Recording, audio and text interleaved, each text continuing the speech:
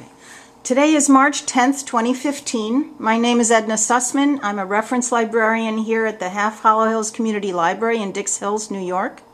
We're interviewing Lester Schlumpf, a World War II Army and Navy veteran, as part of our Veterans Testimonial Project and in collaboration with the Library of Congress's Veterans History Project. Thank you so much, Lester, for your service and for being here today and participating in our project. Thank you, and I'm delighted to be here. I came to Dix Hills a long time ago, and it was in 1941 that Franklin D. Roosevelt, as president, decided to, or he persuaded Congress to pass what was called the Selective Service Act. Okay, let me ask you first, before you forget that. I just have a few questions first. Okay, yeah. And then we'll go into that. Lester, where and when were you born? I was born in New York City on December 30th, 1915. Mm-hmm. So you have a birthday, big birthday coming up. Coming up. Well, the end of the year. Yeah. I just had one. Who were your parents, and what were their names and occupations? My father was Reinhardt W. Schlumpf. I don't remember exactly what he did. He ended up finally in the post office. He began as a clerk, and he rose to, I think, some assistant to, and ultimately he became the postmaster of the Westchester Square station in the Bronx. Mm-hmm. My mother, her maiden name was Lusson, spelled L-U-S-S-E-N, but it had an umlaut over the U, so mm-hmm. It's pronounced sort of Leeson. Mm-hmm. She came from a big family that lived in what was called then Hell's Kitchen. And I was born, I don't think we had maternity wards in hospitals in those days, so when a woman was pregnant, it was customary for her to go back to her parents' house and give birth there. My grandfather on that side was an innkeeper. He's not a saloon keeper. He always pointed out an innkeeper had to have a special license from the city of New York, which he paid for each year, and the difference was he had to have one room somewhere upstairs, it was on the second floor, ready for rental for a temporary person. He never really rented it, so he ran the saloon downstairs. Now, the business was on what is now Restaurant Row. Okay. And at that time, it was not a well-known place. The reason he was there back in 1915, when I was born, they did not have refrigerator railroad cars. So cattle had to be shipped in from the Midwest live in cattle cars, which had bars on them. They were open, and there was a railroad track down, I don't remember if it was 11th Avenue or 12th Avenue in New York City. And my father, when I was a little child, took me down to see the train come in. The city of New York required in the daytime that the train be preceded by a man on horseback, which of course controlled the speed of it. In the nighttime, he had a lantern which he swung. The cattle were marched off over to the river. And this is why it was called Hell's Kitchen, because at the river were all the slaughterhouses. And as the cattle marched in, they slit their throats, and the blood ran down the street. Oh my God. So that was... Where were your parents born? My father was born in Switzerland. Mm-hmm. My mother was born here in New York, in the United States. And did you have siblings, and what were their names? My father's name was Reinhardt. No, your siblings. Did you have he had... did you have any siblings? Yes, yes. I have 3 siblings. The last one just died 2 weeks ago, so I'm now alone. I had two siblings who were boys and one sister. You asked about sisters. What were their names? My siblings. Well, I'm Lester. Then there was. Let me see. After us come William, and then Stephen. And my sister's name was June, so named because she was born in June. Oh, okay. Did they serve in the military at all? Yes, both my brother, wait a minute, yes, my one brother was also a naval officer. He served, however, he had training as an accountant. So I'm a line officer, which is distinguished by a star either on the shoulder boards or on certain other uniforms along the cuff. He was I don't know what they called him. He had, as a script, what do you use for a script? Two things that you write with. So he was not a line officer. And he became an officer on board the ship, the Charger, the USS Charger, which started its career as an oil tanker. Now, an oil tanker was a large ship which had not much deck above it, so the Navy requisitioned it, had the superstructure where the deck was moved off to one side, and now they built a deck and would make an ideal aircraft training ship. Wow. And my brother was on that as an enlisted man, working for the officer who was the did all the money work. The officer came to his retirement, and he recommended that my son, who was his favorite husband, be elevated. Your brother? My brother. I said my son. I meant my brother. Okay. And he was elevated. He gave him his uniform, and that's how he became an officer, and he was an officer on that ship. That was during World War II also? Lester? Was it during World War II? This is during World War II. My other son's brother was Arthur, and Arthur was drafted in World War II. We were at war when this happened, and they put him in the 83rd Division, which was really a violation of the law. These divisions were supposed. I left out one word. He was. It's a type of division that belongs to a state, and it was supposed to be used only to protect that state. When the war came, the federal government just took them all. They shipped them off. We did not know where. I only found out after the war ended that he was in the Fiji Islands for the entire 4 years. Why? They were ready to be the assault troops on Japan. Luckily, the atomic bomb was dropped, and I thank President,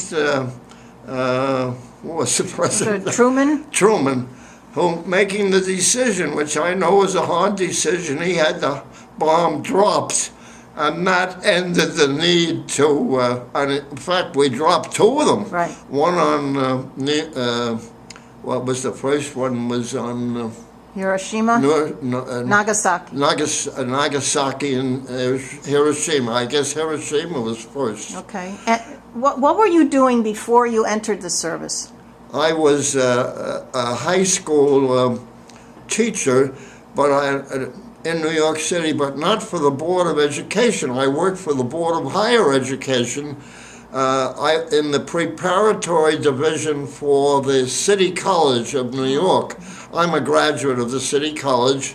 I'm a Phi Beta Kappa. Wow. So the head of the math department, that was my major, when he had an opening, asked me to be a substitute teacher.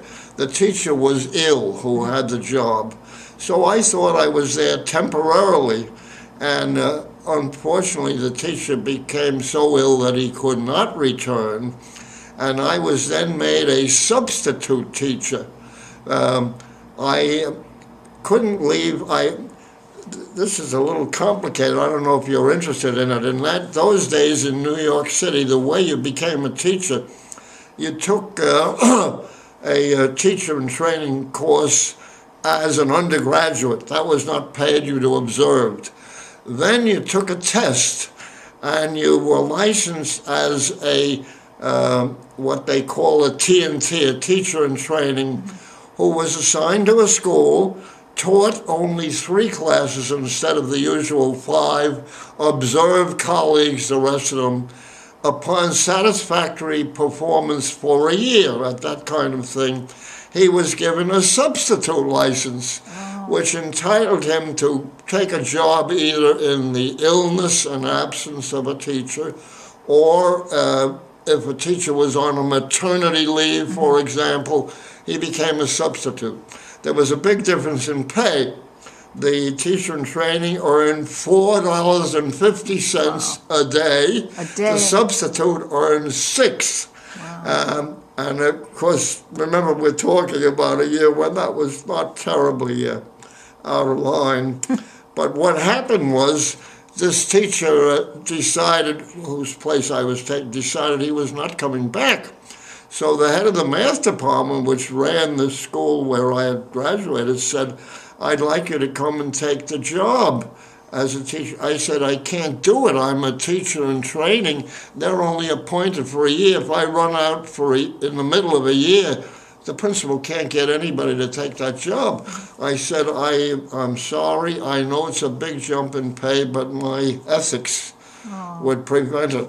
He was so impressed. He wrote a letter to the Board of Higher Education, which, remember, that controlled the city college, asking them to appoint me as a regular teacher, which they did. Amazing. And I served there for, 4.5 years until they abolished the job. I thought I had tenure after 4, but the tenure only holds if the job exists.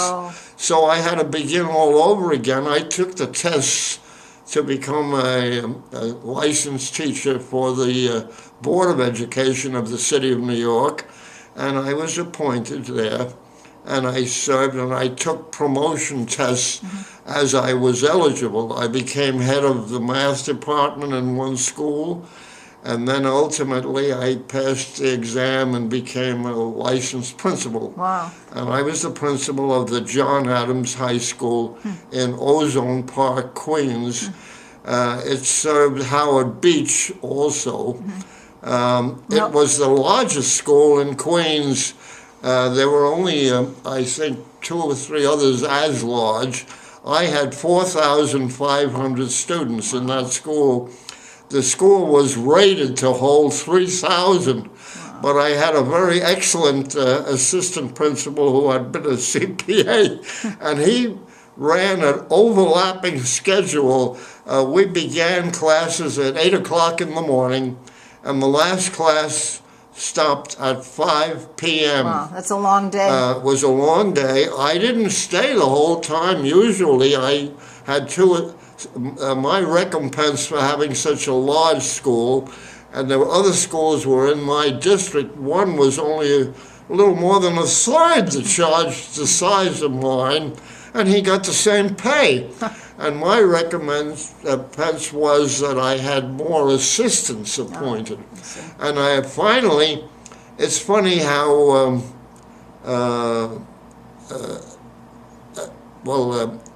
arrangements of population affect what you do. The population of Ozone Park, when the soldiers came back from the war, it took a little while, and they raised a family, and now the family got up to high school age. So that's when my high school was built. I see. In 1930, thereabouts. Now, did you have an advanced degree? I had yes, I had a bachelor's degree from City College. Right. I had a master's degree in mathematics and education from New York University. I was working on a PhD in mathematics when I passed the exam to become the principal, and I didn't think I would ever get the PhD because the oral in mathematics is very difficult. You know, they come and they question you on Sure. everything under the sun, and in mathematics, because one little thing may have changed something you didn't think about, Sure. and you're stuck, and that's the end. I don't know. And there were only 6 people. All the courses for the PhD were taught by an interesting man, Richard Courant, his name was. He fled from Germany when he saw the Nazis were rising in power because his mother was Jewish. So he managed to get over to New York, and by coincidence, the NYU had a vacancy for the chairman of the math department. So he got the job. Oh, wow. And I studied with him. But the studies were largely just lectures. We talked and had interviews. Good. Let's talk a little bit about your early days of service in the military. Which branch of the service did you serve? I served in the field artillery. It was interesting. When I was drafted What year was that? in 1941. I was a teacher, and in 1941, the president was Franklin D. Roosevelt. He persuaded Congress to pass the Selective Service Act, which he saw the war had started in Europe in 1939, remember? Right. And the Germans had captured France, in fact, and they had these buzz bombs going over to England, and Franklin Roosevelt got scared we would be in it sooner or later. So they passed this act. The president is not allowed to declare war. The Congress has to. Right. So he gets this done, and they drafted young men in a lottery. I was engaged to be married, but I was not married. So they took all the single fellows. The Selective Service Act said we were drafted for 1 year. My fiance said, well, we'll get married when you come back. I came back 4.5 years later, Wow. but I got married anyway, but that's another story. But anyway, I was drafted, and I had to report to the draft board, and they put me on a bus. And the bus drove down Manhattan to the Battery. And I thought, oh, where are we going?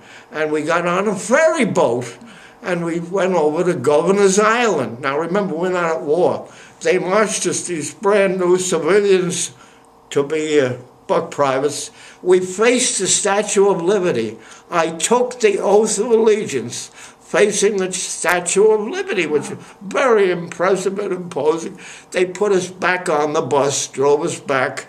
We got on a Long Island Railroad train. And I thought, I wonder where we're going now. And by that time, I had learned a little bit. I looked at all the sergeants who were in charge of us, and they all had overseas caps. The piping on the cap was all red. And I learned if it's a blue piping, it's the infantry. So I thought, thank God I'm not in the infantry. The red piping could either be field artillery or coast artillery. I hope Or what? coast artillery.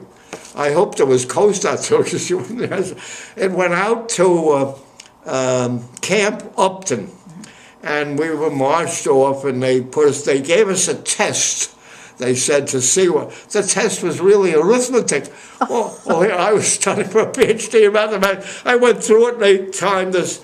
2 other fellows went through it quickly. All 3 of us had been teachers of mathematics in high schools. It was very strange. One was from Madison, Wisconsin. The other one was from a school in South Carolina. So they figured, what are we going to do with us? So we were made what they called instrument and survey. I was made first a corporal, which is 2 stripes, the lowest. And what happens, these instrument and survey people, I later became an instrument and survey sergeant. I was promoted, that's the picture you see. It may surprise you if you not followed the Army, but the field artillery shoots guns in which the gunners, the cannoneers they were called, don't see what they're shooting at. Because if they did, the next shot, of course, creates smoke and flame. The enemy is watching. That's where the next shell is going to land. So you hide the field artillery piece behind a hill or something, and the fellows who really aim the guns are the people like me that crawl up the hill, and we either dragged a wire or we radioed back. We controlled the firing. Oh, I see. From that spot. That's what an instrument and survey sergeant does. So the three of us did that. So you got drafted. You didn't enlist. I was drafted at that time for 1 year. Remember? Right. Now into the Army. Into the Army, and I'm now in the field artillery. Any rate, we had trained a group there, and I was among the three of us were training them. I was a sergeant. I had become a sergeant, and my captain, who was in charge of the portion of I was at Fort Bragg, which is a huge post. It's Fayetteville, North Carolina. The post is over 10 miles long because it was field artillery. They used to shoot guns over. It also had the 101st Airborne.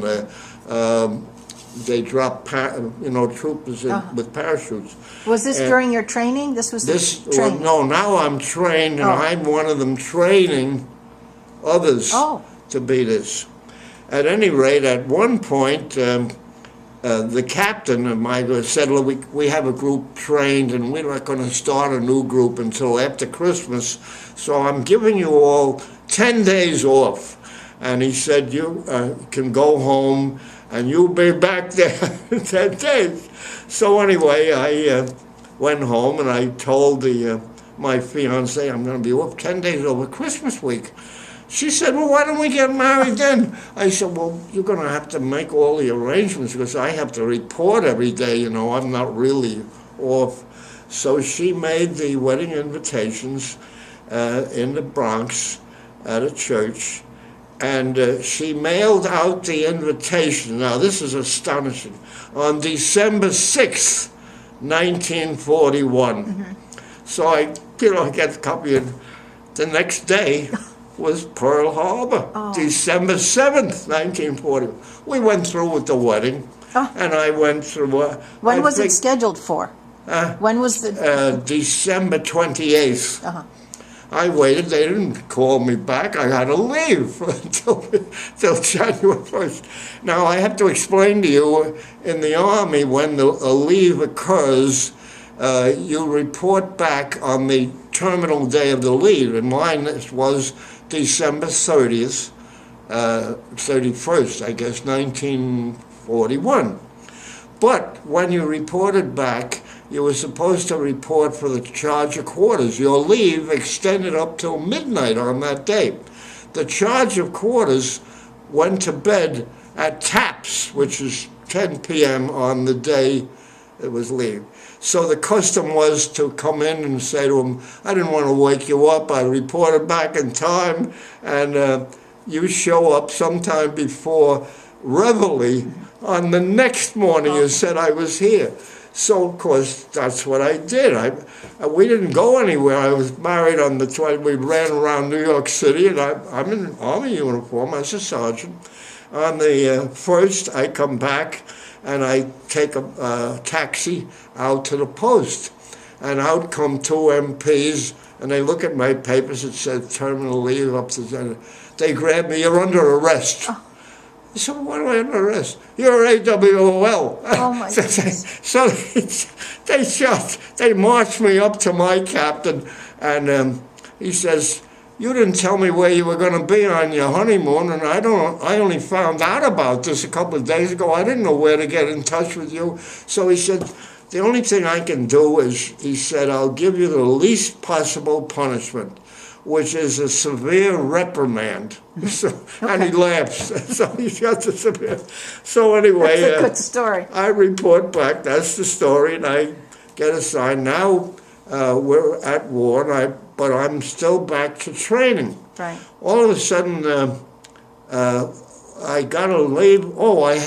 I was asked to bring a train group to be one of the sergeants on a train to go from Fayetteville, which is Fort Bragg, to bring them to Fort Dix, New Jersey.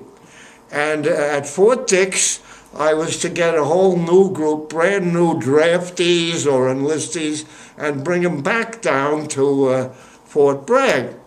Anyway, now I go over there, and of course the Army, as usual, fouls things up. They weren't ready with the group to come in for 2 days.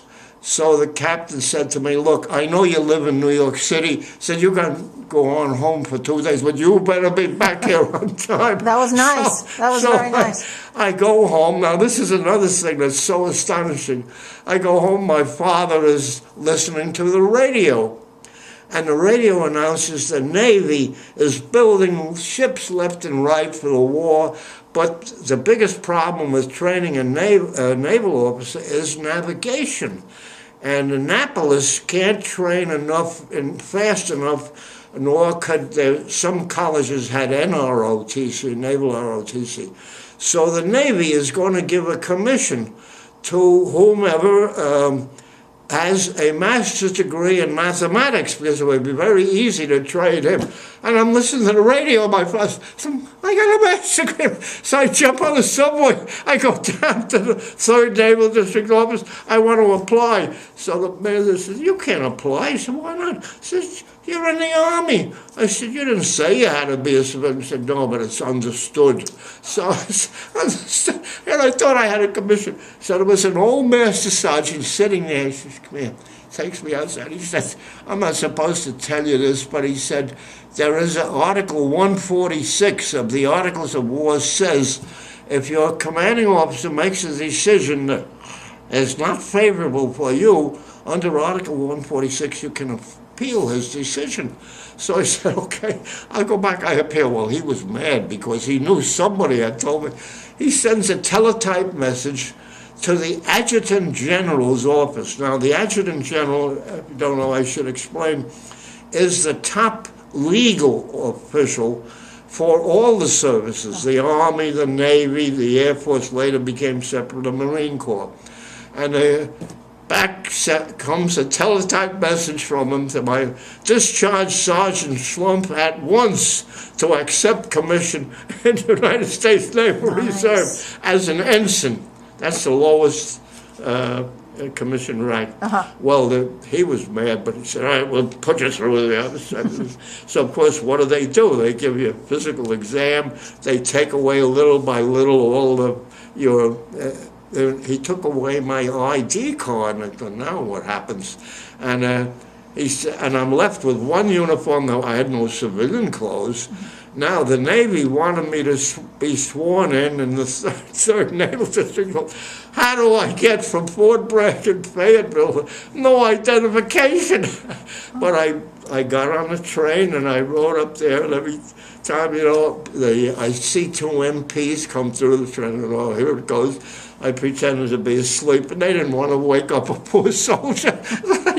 I got all the way up to Penn Station in New York, and I went over to the 3rd Naval District. That's how I got sworn in. Wow. And the Navy says, well... This is in 42. In 1941 still.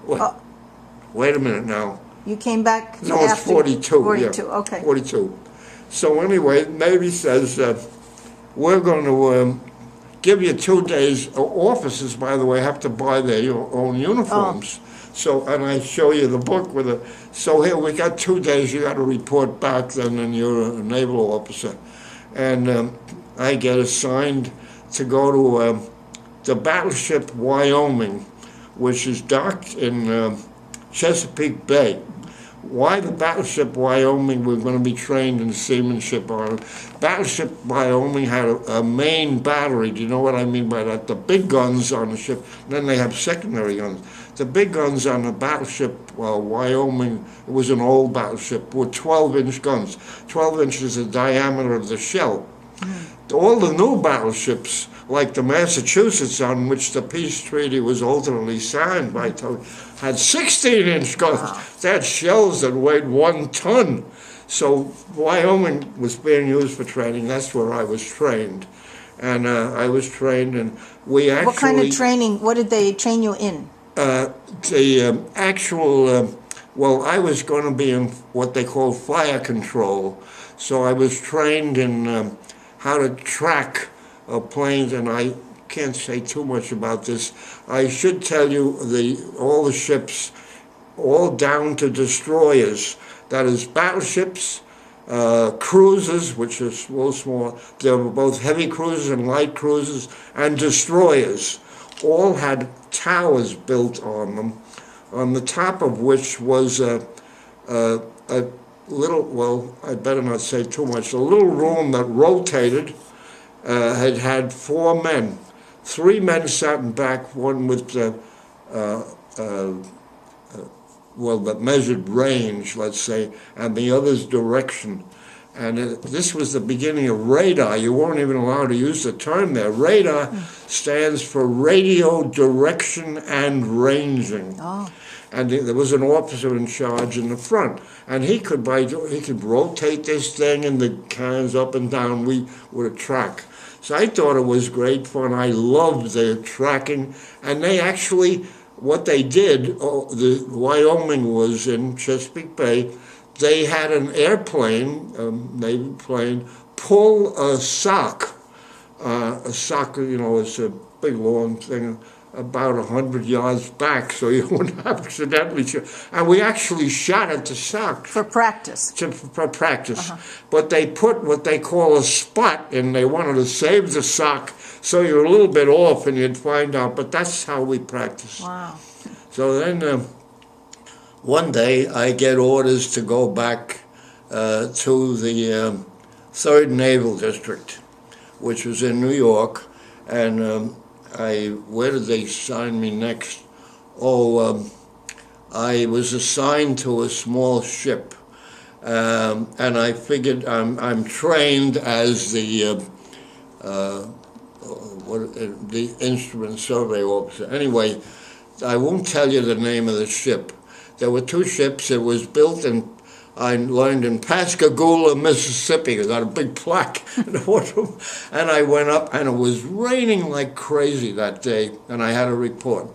And the ship is parked in the Kilvan Cull. Do you know New York geography? Not that. Between Bayonne, New Jersey, and Staten Island is the Kilvan Cull. I see. And the Navy had a small base there. So I was to report there. Well, I go up, and it's raining like crazy. The gangplank is sloped like this. One of the officers of the ship has a leave of absence. New York City, you could see in the distance. He goes down the gangplank. He's got a leave for 2 days. Slips, breaks his leg. Oh. So I report up, and the captain, the captain is standing on the deck. Ensign Schlumpf reporting aboard, sir. And he says, "And what are you here for, son?" I says, "I guess, sir, I am the navigator of this ship."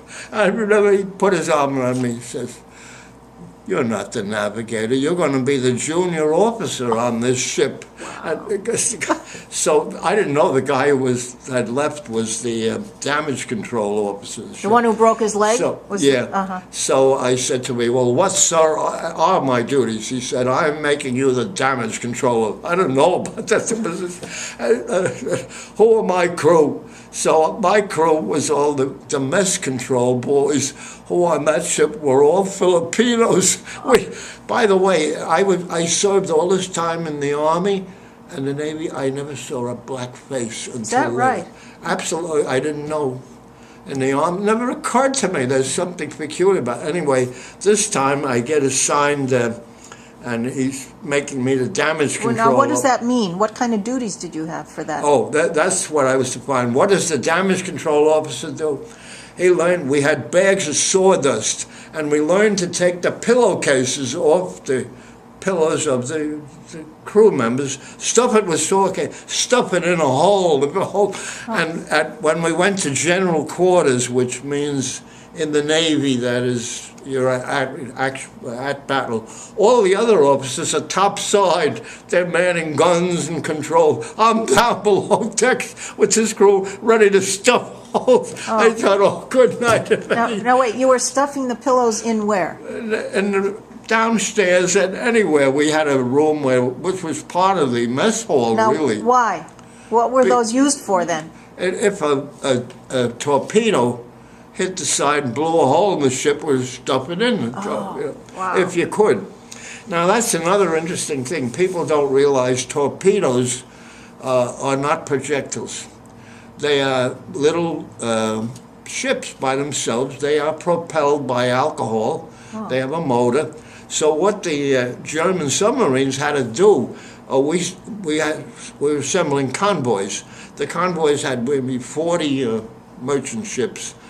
We had four naval ships, of which mine was one. I was always on the starboard side. That's the right side. Okay. My sister ship was on the port side.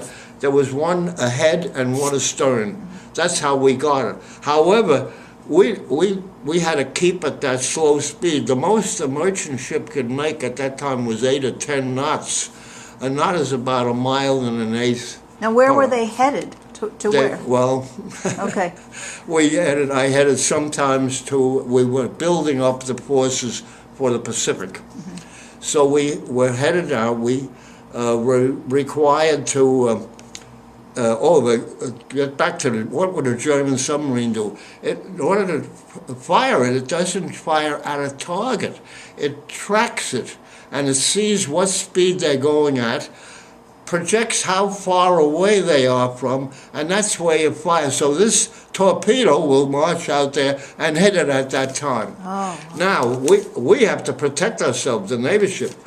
We sail a mile off on each side of the merchant ship, so we're all lined up close together, and a head and a stern. But we don't want to be a target ourselves. We can't go too fast because we'll be ahead. So we constantly zigzag. Oh, and in the nighttime, also the convoy had to go a minimum of 6 miles offshore. Why? Because although we're now at war, and everybody was told to close their blinds, when you passed a town going down, we're going south now in the Atlantic Ocean, mm-hmm. headed for south to get through the Panama Canal. Headed for where? Well, Guantanamo or the entrance to the Panama Canal. But anyway, we had to stay far enough off that there was a glow. You knew when you were passing a town. Now, far enough off, luckily light travels in a straight line. So even though light is traveling from the city, by the time it's 6 miles out, it's over our heads. Otherwise, if we were closer, we would be silhouetted in the target. Mm-hmm. So anyway, that's what I did. And that was called the Eastern Sea Frontier. Mm-hmm. I got paid, whenever it got out beyond the 6 miles, they made a record, and you were paid extra. Mm-hmm. You were in a war zone. I was in the Eastern Sea Frontier. Now, this was the eastern seaboard of the United States? Of the United States, and we're headed south. Okay. And we had a big naval base in Miami. Mm-hmm. Once we stopped there, and we gave it over to another crew, 4 of us, then we go back empty-handed. Or sometimes we had empty ships coming back, and a great deal of the cargo and all kinds of military stuff that they wanted for the Pacific was shipped out of New York City. Uh-huh.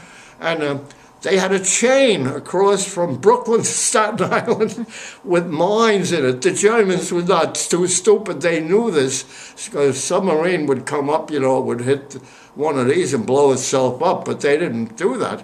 What we did, we assembled the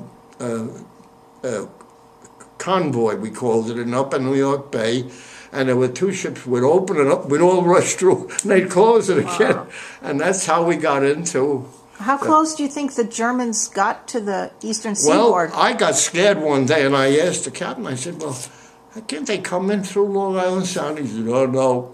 He said, there's big shoals up there, and nobody could pilot a ship unless they're up on the surface, and they wouldn't dare to. So we had Fort Schuyler and Fort Totten, and had guns. They couldn't come through there; they'd be spotted. Oh, I see. So we were safe. Long Island Sound was a safe water, and that's how it's done. How did you adapt to the military life? The barracks, the food, the social life. When I was in the Army first, of course, you learned. I didn't like it always. You reported and everything was regimented, and you sat down and you ate. And if you didn't like the food, what used to get me mad, the service of the food where I was in Fort Bragg, North Carolina, would put with a big plop. They got plenty of food on it, but you'd also go along to the dessert. So the ice cream landed on top of the mashed potatoes. It was terrible. But you learned. That's how they did it in the Army. Right. And the officers, of course, didn't eat with us. They had a private, and the same even in the Navy, the officers do not eat in the with the enlisted men. They have their own, it's called the wardroom on a Navy ship. Which is for the officers? For the officers. So you were an officer, though? Well, in the Navy, I became an officer. I was talking first about the Army when I was an enlisted man. But anyway, we went down. Guantanamo is another thing that surprises me. We sometimes delivered it to another group there was going to take it over the Panama Canal and through. Another group being the 4 naval ships. How did we ever get Guantanamo? It's in Cuba. Right. But we had a 12-foot fence around the wall, and the enlisted men used to sneak over, and I think Cubans traded them. You were not allowed to have any alcoholic beverages on a naval ship. The British were very different. The British served alcohol in their naval ships. I think the French did too. I met the Richelieu, it was a big battleship, when once we went to Brooklyn, but they told me they got alcohol in it. We didn't in the United States. But our enlisted men used to come back with flashed up to through the fence. They traded with them. And the captain discovered it, he used to go have them all searched, and he threw it all overboard, all this. Wow. So most of when you were in the Navy and the Army, you served stateside. You weren't abroad. Did you ever go abroad? No. Well, that's the other part of the story. I'm a naval officer, and I'm on this small ship making a couple of trips. And one day the Navy decided they're building ships faster than they can train officers. So they look in the record. I had been a school teacher. I had also had a training in instrument and survey. So I get picked, orders to come off the ship and report to the midshipman school. So to train more officers, they established midshipman schools, which was like Annapolis. And they were going to have 2 of them. And I knew one was going to be at Columbia University in New York, and one in the Navy Pier in Chicago. I don't know if you ever heard. Why the Columbia University? Because Columbia at that time was an all-male school. All males that age were in the service. So Columbia had empty buildings all over the place. So the Navy had all kinds of programs train. They had rooms where they could put the midshipmen in, where normally the trainees to. So what did they train you to do? Oh, I was trained now to be a damage control officer, because I told you my. I should have been trained. I wanted to be a navigator, and I had all the training, but I never was a navigator. The captain on the ship used to let me every once in a while to go out on the open bridge, and it was raining like crazy, and take some of the sights, if you see anything. I mean, that was a sop, I guess, to me, but I was never the navigator. I was trained I was a damage control officer. And one time we went out, we had, I guess I can tell this part of it, we had sonar, which was a sound that was sent night and day on our ships when we were taking convoys down.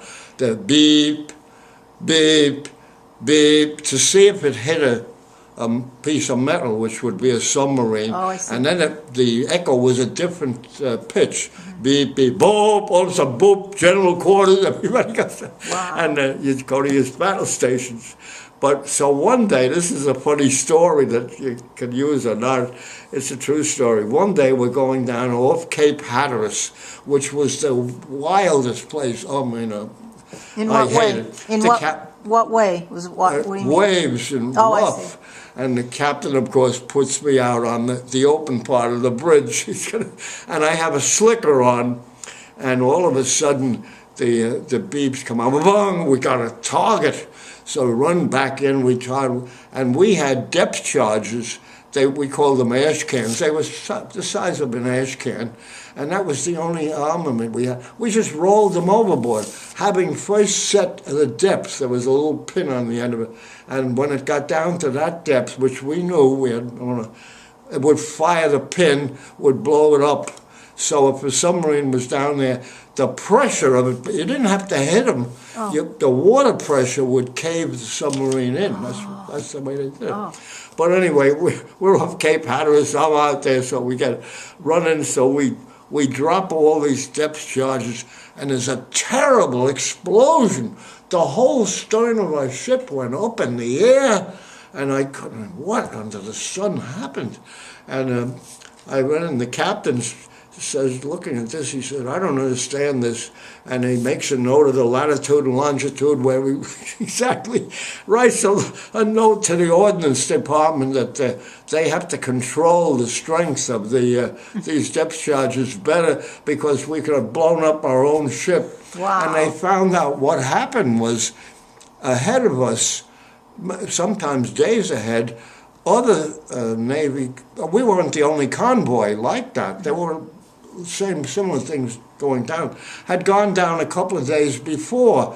They discovered a sunken ship or something there, but they set it a little bit too low because since it was sunken, so when they dropped the depth charge, they did not explode because they didn't reach the bottom. All of a sudden, when ours was set to explode, now the depth, the pressure exploded all the others that were ready to go. Oh my gosh. And that's what happened. That wasn't a ship. Terrible. Was your ship damaged? Did it get damaged? No, we weren't. Luckily we weren't, but I thought, oh, good night. Wow. Wow. So basically you stayed stateside. I stayed on that until now. They discover they want more officers trained, and I'm the one. I made a couple of trips. And the wardroom, which is where the officers had coffee, and you could go in for coffee. I don't think they ever changed the coffee. It was boiling all day and night. I hated the coffee. But anyway, I'm discovered to be a teacher who has this other training. So I get assigned, luckily I get assigned to Columbia University. And I report over there with all my gear and all. After having bought a uniform, they gave us the job. This is when I became an officer. And I report aboard. They had an old battleship. It was the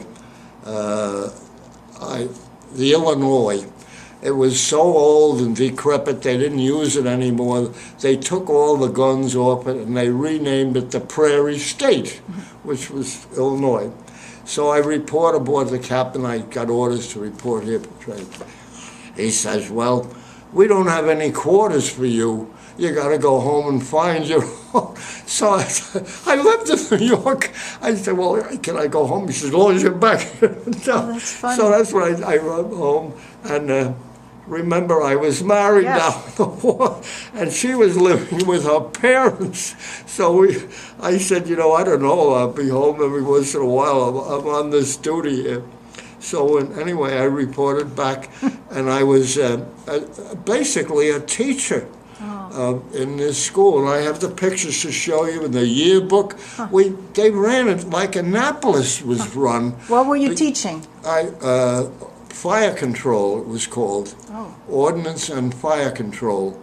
The person in charge, I don't report this because I don't know. Well, this is going to be on video, so don't say it if you don't want it. Well, I'll tell you later. Okay. The captain, I'll tone it down. The captain of this ship, it wasn't a ship, it was the Prairie State Training School, which is now largely in Columbia, was a regular naval officer who was a captain. That's 4 stripes and a regular.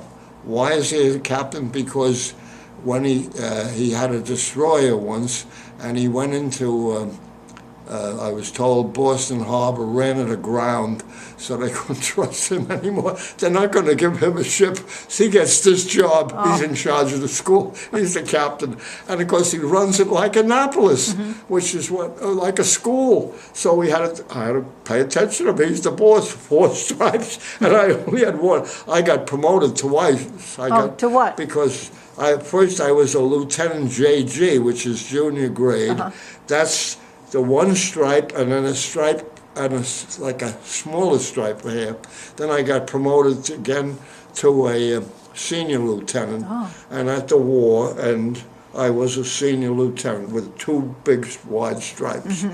But anyway, I was basically a teacher. Until the end of your service? Yeah, we had classes, regular classes and schedules. And that's another thing that happened. I went, they gave me my schedule. Here are the classes you're going to teach. This period, and some room, such and such, at Columbia.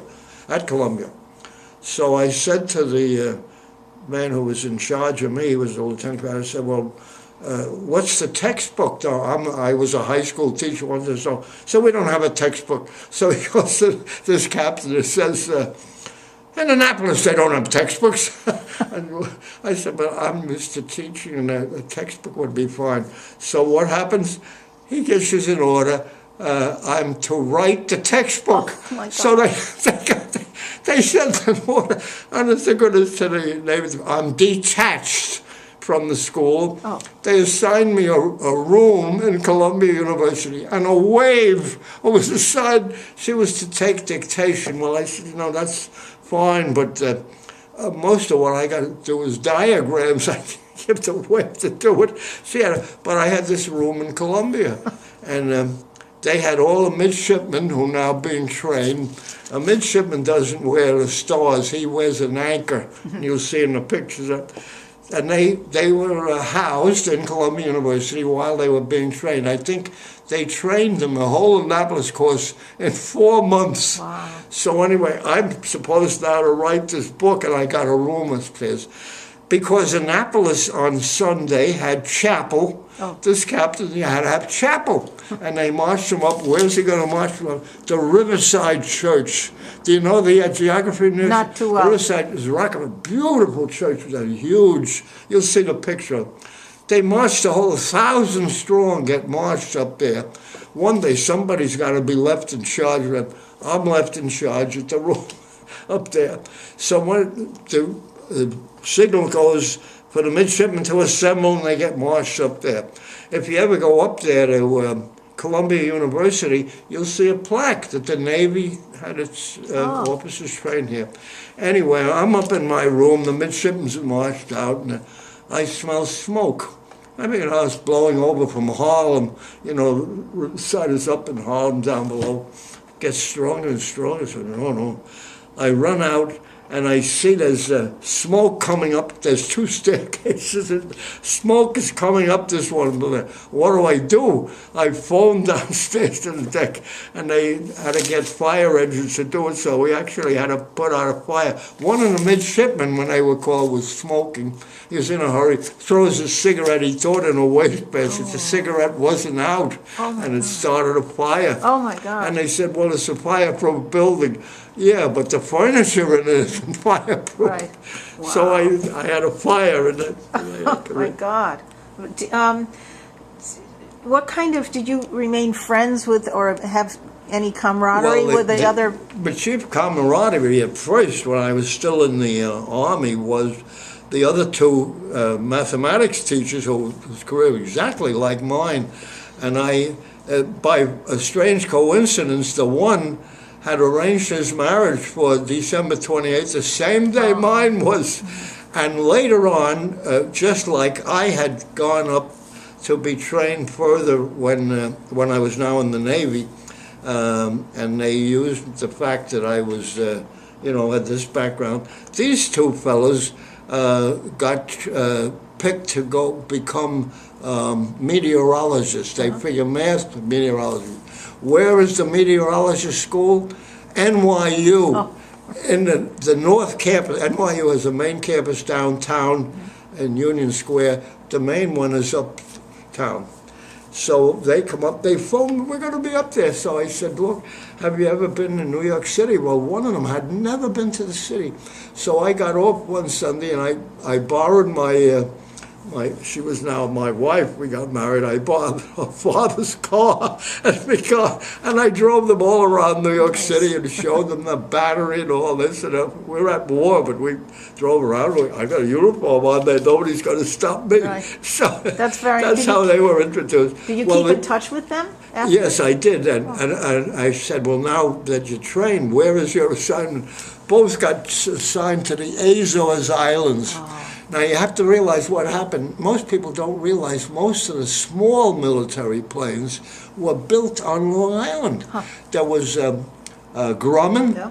and the other one was Republic. Mm-hmm. Grumman, now you had to take these planes, and they had to fly them. And in fact, the training officer, they had to try everyone out, was a member of my congregation, a church congregation. Oh.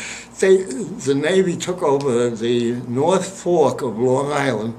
They'd take the plane out there with the wings off, and they'd take it out on a truck, put the wings on, and the chief test pilot, who was my friend from the church, would have to fly it out to see if it really worked. Oh. Every plane they used had that done. Uh-huh. Now, the other guy, they now had to fly them across. They had two routes. They had to go either the north route, which was, they flew them to Canada, and they flew them then to Ireland and jumped over to get them into the war. Oh. Or that was the north route. Or the south route was through, they went to Brazil, and they flew them from Brazil to the Azores Islands. That's about the limit they could go. For the Azores Islands, they were then in the war. Uh-huh. So they both got the Azores Islands. That's the last I was able to hear. Oh. My own brother was down, ready to come up, and he was in the Fiji Islands. Mm-hmm. We never knew it during the war. We'd get letters. My mother and father would get letters. The census would take all the letters, and they didn't erase them. They actually took a scissors and they cut out anything that would give any hint. For example, if he would From say... your brother? Your from my brother's brother. letter, not your letters? Not mine. I wasn't. But they would say, like, he noticed that the sunrise tonight was very spectacular. Well, they knew the Germans were pretty smart. The spectacular night? Where was that? That had to be in the south. Oh. So out that got cut. Wow.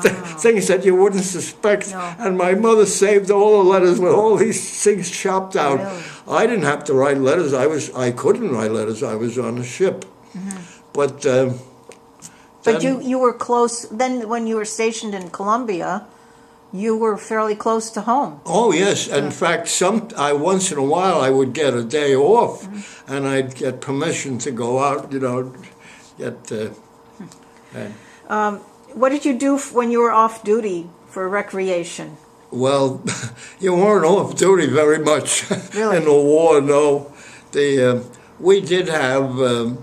They provided training. The Army itself and the Navy. When I was in it, you're supposed to take exercise, but other than that, no. And when I was on the battleship Wyoming, that's a funny story.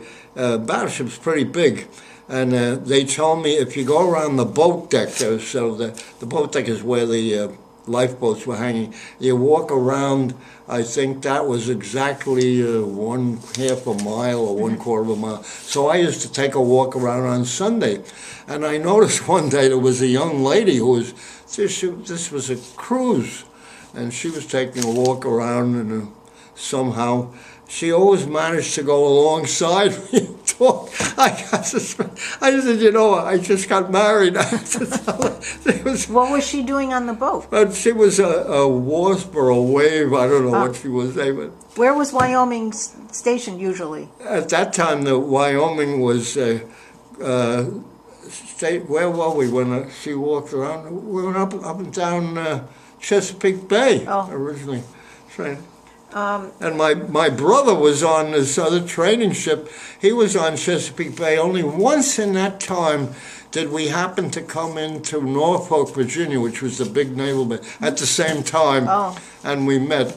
But that one day out of that whole 4 years. Wow. Where were you when the war ended?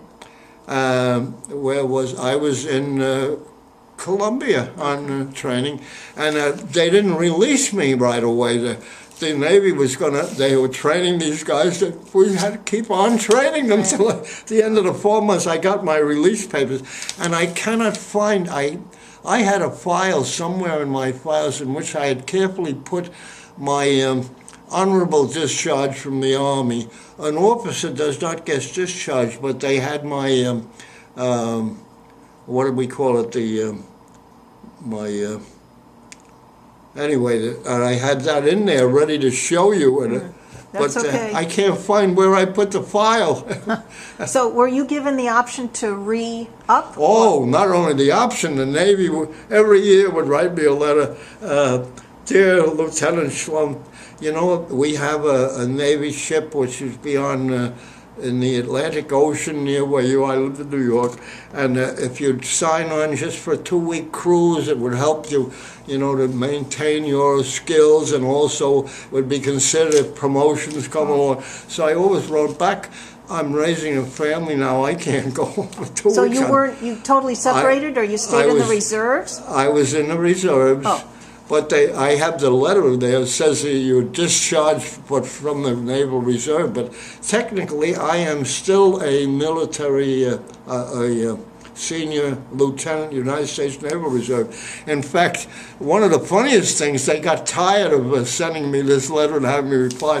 The last letter I got, it was a couple of years ago, said, we are putting your name in a special file, overage in grade. I said to my family, you know, if we ever get called to war again, they have to call me up. We're in real trouble.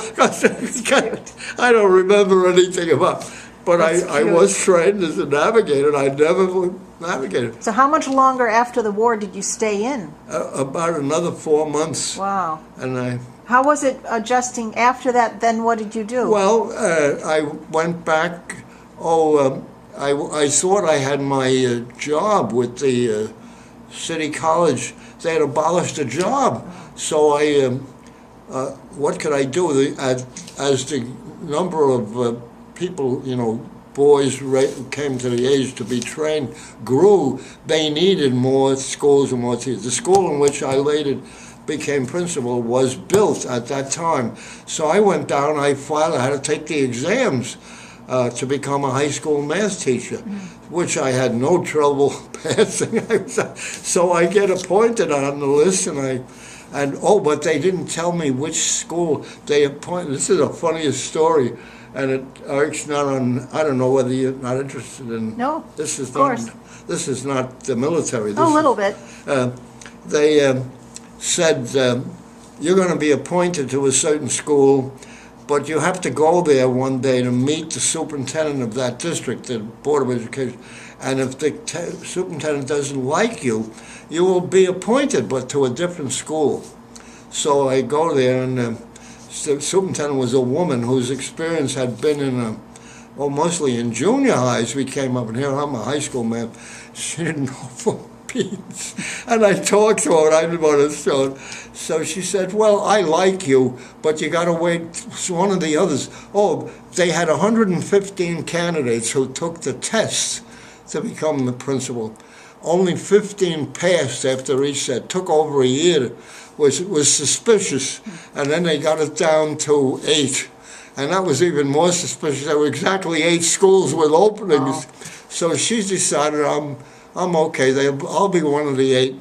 So it comes the end of the year, the end of June, and I don't hear from them. I get a letter, come down with your spouse, and you will have at the meeting of the Board of Education in Brooklyn. They had a headquarters in Brooklyn at that time. And we will announce the appointment. So they go down, and I see the agenda. They give us, it's 115 things long. I thought, oh God, it was 8 o'clock at night. It was going to be midnight. But I said to my wife, I don't know when we'll hear. We get to that, and they pass a resolution. Somebody says, let's move that one up. So I thought, okay, now we're going to know. So it says, The following 8 people are to be appointed principal of day high schools, New York City. The names of the high schools to be issued in July. I said, we waited all this time. But that's what they did. But they had to wait till they got the okay from the others. So I got the school I wanted. It was John Adams High School, which was in Ozone Park, New York. Well, were you teaching up until that time? After the service? No. No, you didn't have a job? I was still teaching in Columbia. midshipman school. I see. The midshipman school didn't end until I got the train. And those midshipman school, I don't know what they did with them. They didn't need all those ships. So some of them, I guess, were put on retirement. I don't know what happened to them. How was it adjusting to civilian life? Well, I enjoyed being a civilian again at the Army, but you didn't have people saluting me. Oh, that was funny. I got in the Army. Whenever you meet an officer senior to yourself, you salute, whether it's on the car. In the Navy, you don't do that unless you're undercover or there's something special. When you're out in the open, they're all working. You don't salute the guy, maybe a lieutenant commander or he's something else. You don't salute him. So because I didn't know that, I made the mistake. So got bawled out right away. I said, sir, I'm sorry, but I was in the Army. So I have my ribbons. I got a ribbon for the Army service, and that at the Navy was. Navy too. Did you remain in contact with any fellow veterans? Well, yes. I said when I once went out on a personal trip, and I knew that one man that was with me trained lived in what was it? It's a town near Chicago, but it's in Madison, Wisconsin. So I called him up. We went out to dinner together. His wife and my wife, we married on the same day. Oh, so you saw him after the service. But I never got to see him again. The other one was named Jordan. He lived in South Carolina. I don't know whatever happened to him. The last I heard from him, he had bought a motorcycle and he went to drive out to where his father owned a tobacco farm. And when the Army was there, he had a sister. And the sister met a fellow who was a draftee like me. She liked him, went out with him, and the family didn't like him. So they saw me and they figured, invite Lester out. So I didn't realize till later I was the picked one. I said, I'm sorry to tell you already. And no, I wasn't yet married. This was before that happened, I think. I said, I'm engaged, I'm going to be married. How do you think your wartime experiences affected your life? Well, I think I got to be more precise. Even today when I'm here in Brandywine and it says you report for a certain time at this, I report on time and the others don't. And I think that's part of it. It's a whole different reaction. Right. How did you have any life lessons you learned from the military besides that? Well, you learn to... I think to treat every day and to react and adjust yourself accordingly, which you had to do. Sometimes you have to change with the flow. Yeah, you change with the flow. Yeah. How has your military service impacted your feelings about war and the military in general? Oh, well, I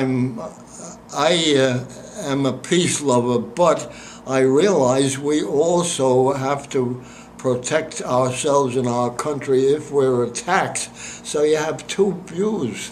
And some of them can't understand how I could hold that. I mean, my fellow people I eat with here, I said, no, I